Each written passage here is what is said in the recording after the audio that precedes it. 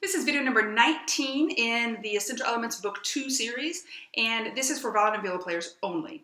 Now before you start this video, I need you to be really well in tune. Use a tuner, set it at 440, make sure your instrument's very well in tune before you try to begin this video, okay? Because we're going to use our tuners to learn how to play a new note really well in tune.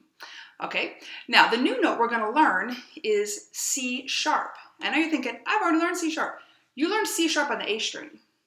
You actually learned C natural on the A string too, a long time ago. But now we're going to learn C sharp on the G string. When you learned C on the G string, it wasn't C sharp, it was plain old C. In fact, that's the first time we talked about a note being natural, okay? That was way back in book 1 on like number 93 or something like that. So I'm holding a viola here.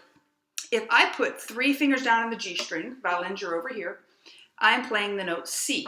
Now think about this. If we need to take a natural note and make it higher, what do we need to do with our finger?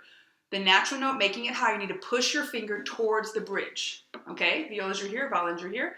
3 fingers on the tape, on the G string is a C, scooted in between the 3rd and 4th finger tape. Violins are over here. We're going to call this a high 3. The C becomes C sharp. Violins, look, the C becomes C sharp. Okay, now look at your tuner, and I want you to play 4 C sharps after me, watching your tuner. If it's not in tune, adjust it, move it and get it in tune. Now you might not realize that your finger is stretched out, so it's going to be a little bit compromised, meaning it's not going to be as strong. You got to press in harder so you don't get a fuzzy tone. Play 4 C sharps. And go. C sharp, C sharp, C sharp, C sharp. Now do 2 C sharps and 2 Bs. B just being 2nd finger on the G string. And go. C sharp, C sharp, B, B. Now 2 C sharps and 2 A's. C sharp, C sharp, A, A. Now you might notice your A was a little out of tune. Don't just look at your tuner for your C sharp. Look at it for every note. Because when you stretch that hand up, the rest of your hand's going to want to come up. You can't let it do that, okay? Now do 2 C sharps and 2 D's and use 4th finger. Not open D. 2 C sharps, 2 D's. And go. C sharp, C sharp, D, D. Now do 2 A's, 2 C sharps. 2 A's, 2 C sharps. And go. A, C sharp, C sharp. Now do A, B, C sharp, C sharp. And go. A, B, C sharp, C sharp. Okay? Now the best thing you can do for yourself is to practice with your tuner and just doing a lot of combinations using C sharp and coming from A, going from open G to C sharp, B to all the different combinations. That's the best thing you can do for yourself. Okay, now let's shadow bow 48. It's not very difficult, but I want you to hear it and get that C sharp sound in your head. Shadow bow 48, 1, 2, shadow bow, go. 1, C sharp, C sharp, C sharp, C sharp, C sharp, C sharp, now B, now A. Okay, now play that, watching your tuner as much as you possibly can, and 1, 2, right, C, 48, go.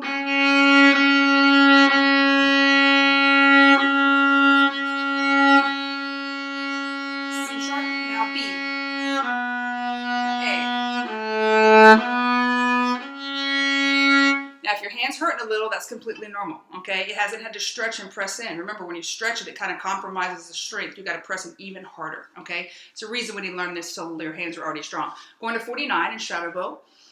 A, B, C sharp. Now, I want you to notice something before we do this. The book is choosing not to use a key signature right now. It will later on, but it's choosing not to use a key signature so it can just show you where to do the sharps. But we'll talk about how you know when to play C sharp in a minute. Okay, shadow bow 49. 1, 2, red C, A's go. A. Now stretch C sharp. Now squeeze the 4 in, squeeze it in.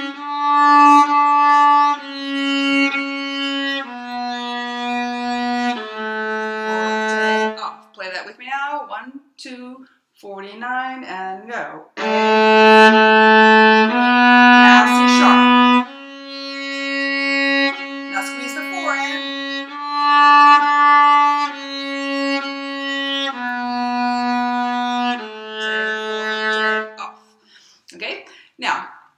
If you're not getting that in tune yet, what I would suggest you do is practice these easy songs, maybe practice a little more to just making up, intervals, just going in between two different notes with C sharps, okay? 50 and 51s are songs you already have learned, but in a much easier way, okay? The reason the book does this because you know what it's supposed to sound like in your head, so you'll be more likely to know when you're out of tune. You're going to recognize 50. Shadow bow it with the repeat. 1, 2, 50, shadow bow. Scratch up the C sharp.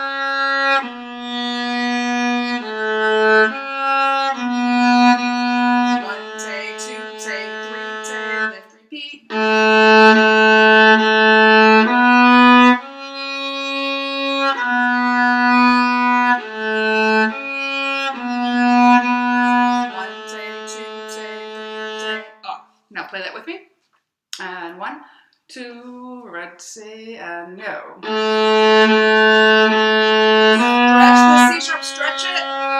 And get the A back on the tape. Stretch.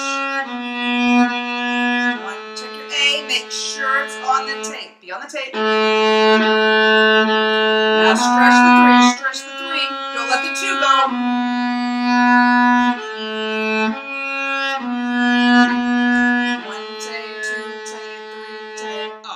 Now, independent fingers are good sometimes. In this case, what I would do is make sure you keep, like when you're going from B to C sharp, keep that B down. Don't pick it up. Because if you do, look what happens. You're going to then be very out of tune for everything else, okay? So when you're playing C sharp, keep one finger grounded, even if you don't have both of them grounded, like you just have this down, the 2 and the 3, that's good. That's fine. But keep something down so that your hand doesn't slide up. And you start feeling that stretch. Yeah, it's going to hurt. It is. It is for a little bit until you get used to it. Okay, going to 51, hot cross buns again. You know what this sounds like. That's the reason the book chose it. So you would know when you're out of tune. Shadow bow, hot cross buns, 51. 1, 2, shadow bow, go. Press and stretch up. Check your 1. Is it on the tape? Now stretch high 3. Now play that with me. Big space. Look, everything's spaced out there. Violins are, of course, over here. Okay, 1, 2, 51, and go. Keep the 1. Now stretch that 3. The 1 on the tape. Now stretch the 3. Okay, 50 and 50 are really good ones to practice because, yes, they're songs that you've already learned. However, you've not done in that particular key, and you've not had to do the stretching thing, and you know it's going to be out of tune by how it sounds, okay? You know if it's out of tune, so you can adjust it. But ideally, you're just looking at your tuner as much as possible so that you can get things really well in tune. Now, how do we know when to play a high 3?